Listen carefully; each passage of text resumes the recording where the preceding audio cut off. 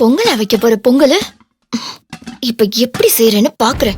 ஏய் யாழினி, கூப்பிட்டாலும் கிச்சன் பக்கம் எட்டி பார்க்க மாட்டேன். இப்ப இங்க என்ன பண்ணிட்டு இருக்க? எல்லாம் ஒரு காரியமாதாமா வந்திருக்கேன். காரியமா வந்தியா? ஏய் என்னடி சொல்ற?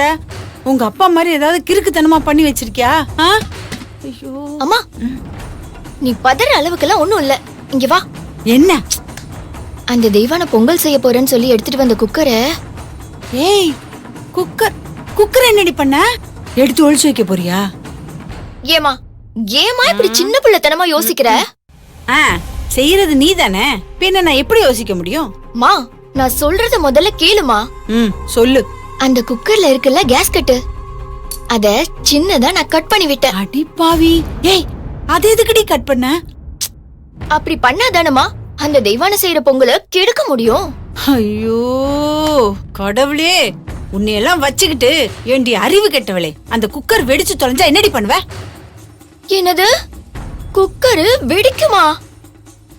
என்னமா சொல்ற? கேஸ்கட்டை கட் பண்ணா விசில் வராது, குக்கர் அடிபிடிச்சிரும், பொங்கல் தீஞ்சு போயிரும்னு நினைச்சேன். நீ என்னமா குக்கர் வெடிக்கும்னுலாம் சொல்ற?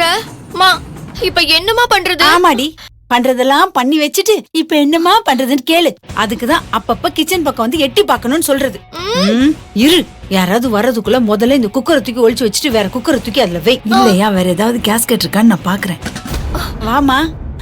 யாழினி, என்னன்னே தெரியல, எனக்கு தண்ணி தாகமாவே இருக்கு. இந்த தண்ணி தாகம் அடங்கவே மாட்டேன்.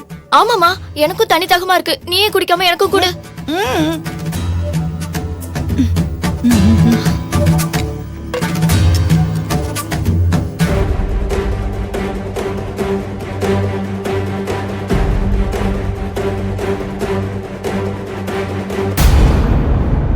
என்ன பண்றதுன்னு தெரியல. இங்க பாரு, இது வரைக்கும் நீ செஞ்சதே போதும். இப்ப நான் சொல்றத மட்டும் கேளு. இந்த விஷயம் பாலா